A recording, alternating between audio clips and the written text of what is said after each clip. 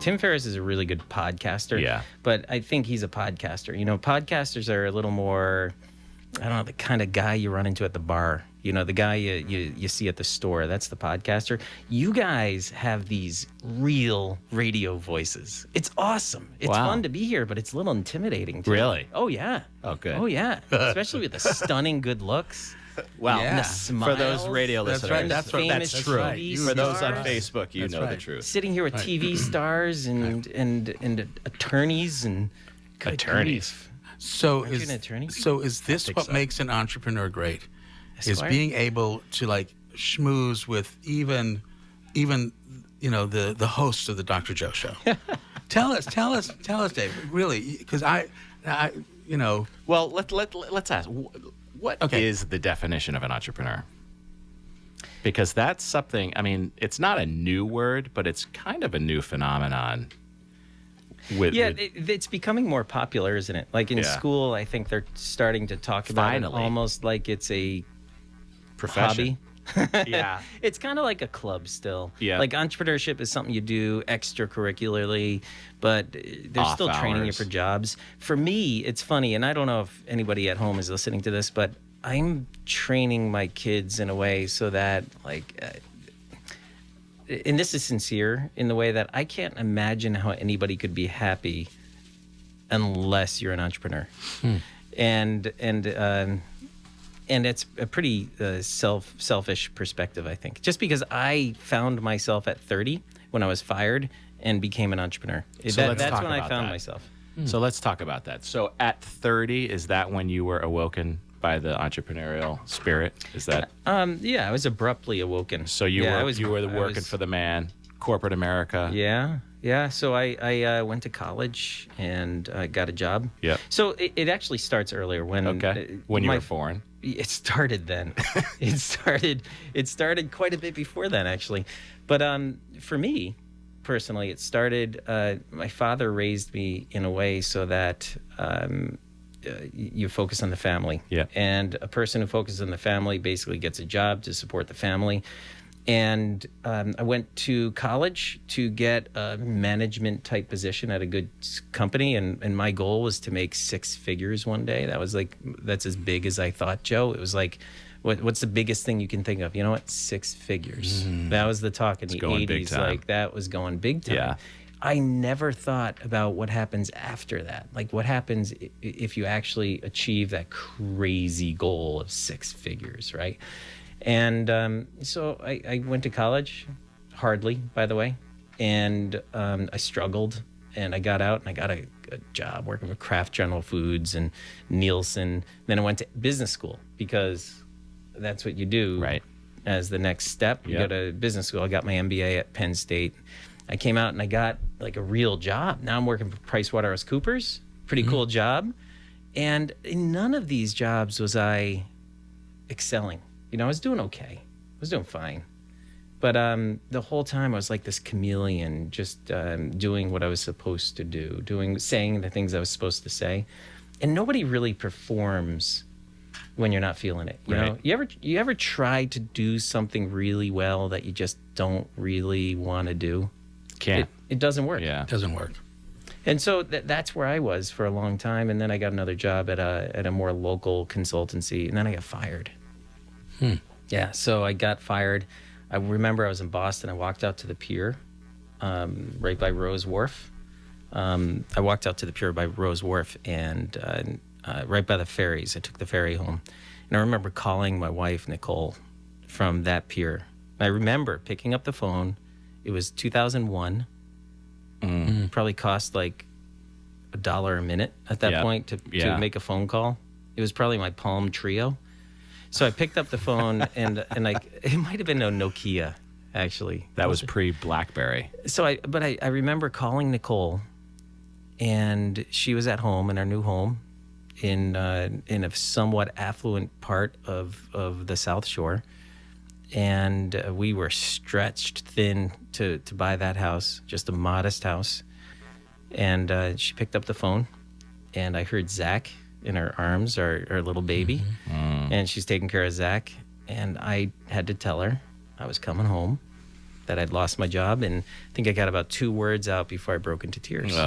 And so I got home, and she took care of me. She embraced me. I went out and I hedged some brush, which is what you do when you get fired and you go home.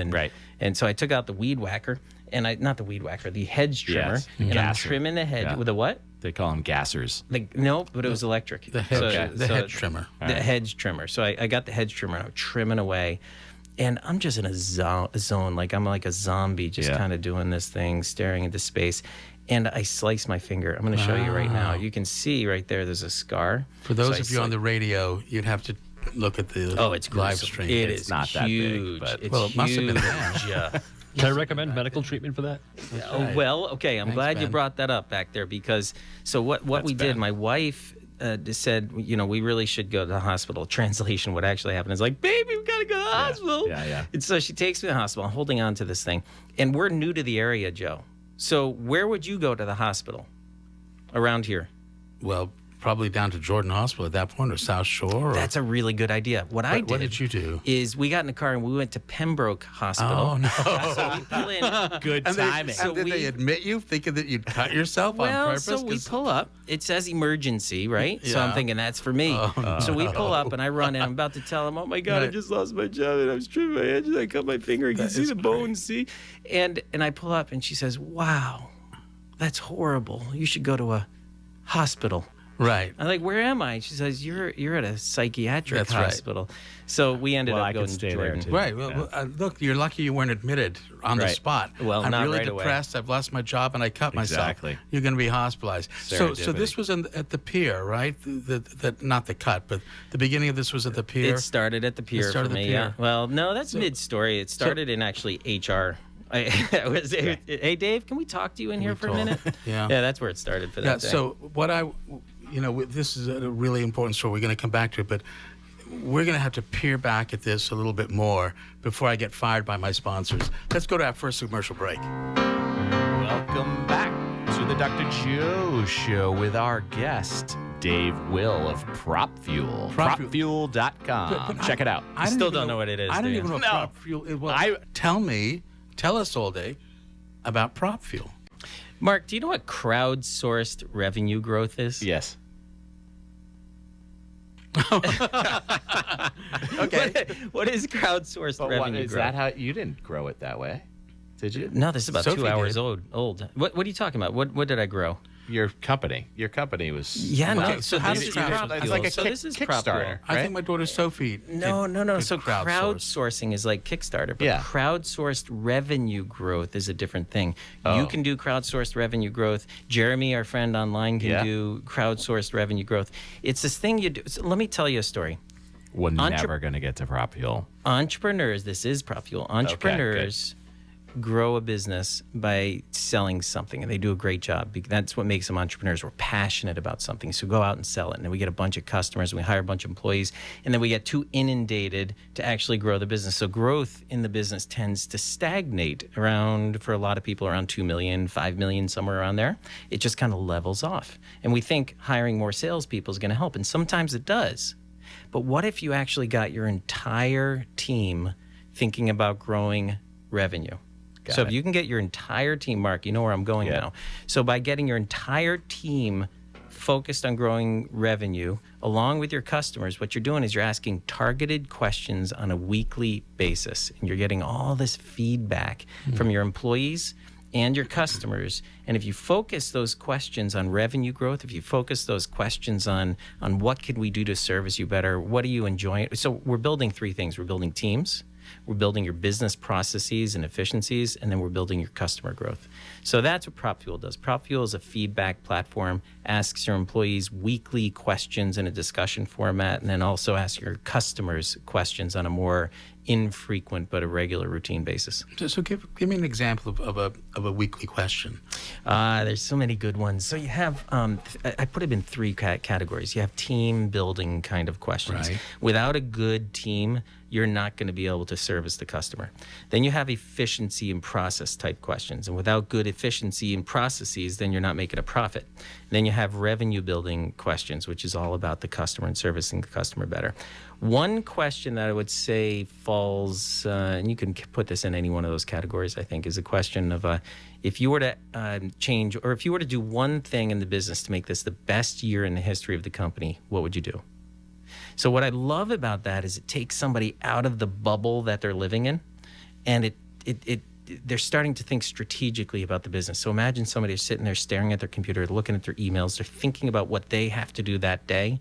But you need people to take a look around every now and then and look. Imagine, do you swim, Joe? Yeah. Okay, so when you're swimming, your head's down, you're looking straight down.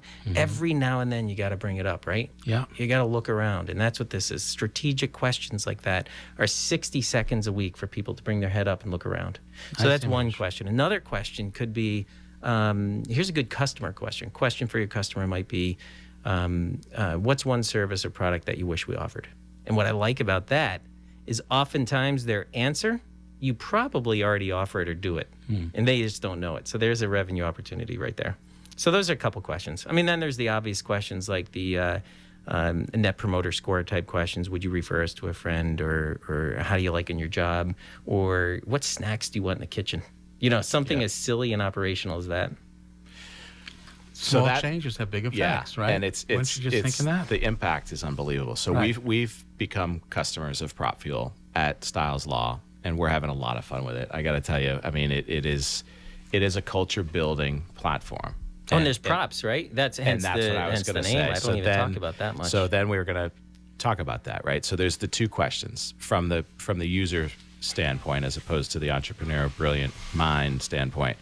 You get two questions every Tuesday morning, hits your desks. One is for HR, really, right? It's not shared with the organization. It's kind of, are we supplying you with the tools that you need to succeed? Is there anything we need to be doing better? How is, job satisfaction types of things. And when I met with Dave, a lot of it is based on, if someone's not answering, it's the annual reviews. People have corporate annual reviews, but sometimes it's too far a distance in time where you're getting these notifications, you're getting these understandings about the team weekly, right? So that's part of it. And then the fun part is, they're both fun, but one is more fun than others, I guess.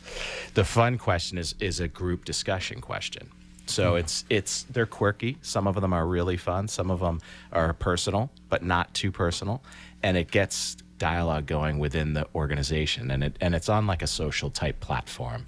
But what I think is really cool with this is the props.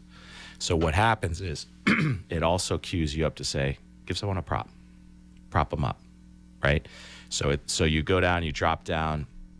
I'm gonna prop Joe. Hey Joe, great job on the show last night, right? Hey Ben, you're doing a wonderful job on the Veteran's Voice and timing it all out, right? So it's propping them, and boom, it feeds right into their computer at any point in time throughout the week. So this isn't like you're only getting these on Tuesday. These are coming, and people are now, they start to think about it. How do I make somebody else feel better? Right. How do I make someone who maybe struggling in a project, give them a quick prop, make them feel really good, and it's amazing. The results are amazing. I'm really hoping funny? some of my team is listening and can jump in and comment on that. So this feeds perfectly into everything that we talk about here on the Dr. Joe Show, which is the I am approach. The whole idea is that we have an opportunity at every moment in time to remind someone of their value. And that small change, reminding someone of their value, can have a big effect, which leads to the second sort of principle of the I am. You control no one, you influence everyone. Right. So these things are great. So for the listeners out there, if you have a business, this is something you really want to know about, because you can maximize the potential of your workforce, build loyalty, I expect, by just reminding them they're really valuable. Well, everything you're talking about is intrinsic motivation, right? Yeah. So there's extrinsic. I mean, I'm talking to the master on this. You're going to have to educate me on this. I just know a couple words like intrinsic and extrinsic. You are doing great, so Dave. You've got just give you props extrinsic on that. motivators, which is like money, right? That's the most obvious extrinsic motivator, or more vacation days. But there's intrinsic motivators, and I think it's been shown that it's the intrinsic motivators that truly drive somebody. Yes. And that's why millennials in general, and everybody for that matter, but millennials are very much so driven by purpose. So they come into a business, they want to know what they're doing for the world. Whereas, Gen Xers, Mark, you and me, man, we just went to work because, well, there are lots of reasons. Oftentimes it wasn't to change the world, right? We wanted more pizza. We wanted to buy more CDs. Right. I remember doing the math on my salary to figure out how many CDs could I buy. Do you still have them? The math equations? CDs. The CDs. I think we donated them to the Marshfield Library, actually. Probably good. Yeah, Great I investment. think there was about 600 CDs that we donated to the library. Nice. So that's the thing that we're really focused on is the intrinsic motivators, and that comes from not only the purpose, but there's the values associated with the business, which become really, really important. Everybody's starting to embrace values for real now too. It's not just a plaque on the wall, which is cool. And then there's the motivation that comes from just patting somebody on the back. I mean, these are not deep review type drivers. This is just, hey, Mark, good job, man. Great job. You know what I've noticed, right? So it's the oxytocin too, right? Right. So you feel good sending it, right? Mm-hmm. It's kind of like the Simon Sinek story, right? So you feel good sending the message. That person feels good. Is that serotonin or what? It's oxytocin. Oxytocin. Yeah. What's serotonin? Serotonin's another neurotransmitter involved in depression and anxiety, but We're not talking about that right now, are No. we? Okay. Oxytocin's the one No, that we're not. when somebody But says you're thank you for- amazing and you feel that rush, that's Oxytocin. So Not thank you for taking me OxyContin. off my No. my Go ahead. thought. So No, anyway, go on. there So you it's are. the oxy. So you send the message So to somebody. I send a message propping one of the teammates. Yep. I feel good about it. Yep. I've given, right? Yep. That person feels good receiving. Yes. But the way the platform is set up, everybody sees it. So other people actually get the Lovely. benefit of the oxytocin Lovely. rush by saying, "Oh my God, that was awesome. I'm so glad Bill propped Janice on that. It makes so much sense. It was a brilliant move." And they get the rush too. So there's modeling as well, as you're modeling for other people. Yes. The way you want to be treated. Isn't it, what's that? Do unto others. You know, it's so The simple. golden rule. It really is. But now, how do you translate this into not just this emotional, spiritual value that you have? How do you translate it into that external thing, that money, the business? How do you grow these things? Well, now, are Targeted you talking questions, about his right. company or the companies that are actually using the? Well- Because I believe what Okay. it's doing for us as a company is, again, it's this culture, right? You're making it so that people aren't coming to work to complete a task. They're actually coming to work because they enjoy it Yeah. and they like to be there and they like to participate in that organization and make it thrive. So- Yvonne Chouinard, right? Yes. Patagonia. So Patagonia was this, and what we're talking about is culture, right? Yep, that's that's right. what we're talking about here. And I think culture oftentimes gets this reputation of being this soft, fluffy thing. or just outside the box weird Google with their seats and their, Yeah, and they do it because they have a lot of extra money to spend. Right. But when it's tight, you're not going to spend it on culture. But the thing is, culture starts potentially with some soft stuff, but then it drives people to great heights. Mm-hmm. And that's where the money part comes in. The company that bought, the private equity firm that bought my company, the first thing they said about my company was around the culture. One of the reasons, because there's lots of software companies out there, lots of them. There were 600 learning management systems, and they bought mine. They bought mine because of the culture of the company, among other reasons, of course, but the culture was a big part of it. So at the end of the day, that did me well, building a really good culture. So the way you turn something like this into dollars, the way you turn it into hard bottom line, top line kind of money, is by asking, in this particular case, it's asking the right questions that expose opportunities. So what we're looking for is opportunities, and the opportunities arise in the form of revenue opportunities, new revenue, existing revenue, opportunities to improve efficiencies and processes. We have all kinds of questions that are rather stimulating around how to improve process in a company. Right. It sounds ridiculous, but like, here's a question. What's something that you do that you think is a waste of time? That's about process, but it gives people a chance to say, "Oh, I hate the TPD reports." Wasn't that from The Office or something? No, or from Office Space. Yes, So, and I don't even think it was TPD, was it? it was close though. Yeah. So, but that's and then of course there's the team building. And when people really like working with people, but we're going to get back to Yvon Chouinard, right? I hope so. Yvon Chouinard was the founder of Patagonia. In the 60s, he started this thing up. And they got to a point, skipping many, many years, they got to a point where they were growing. And he says, I knew we were growing. And I'm going to see if I can get this quote exactly right. I knew we had to grow, but I wanted to be, I wanted everybody to really enjoy work. I wanted people coming to the work on the balls of their feet, climbing the stairs 2 at a time. And I like that quote so much. I bought the website 2atatime.com, and then I realized how dirty it sounds. So I decided to move on. I let that one go. Stretch the canvas, rush with madness. Is it sadness or just a show?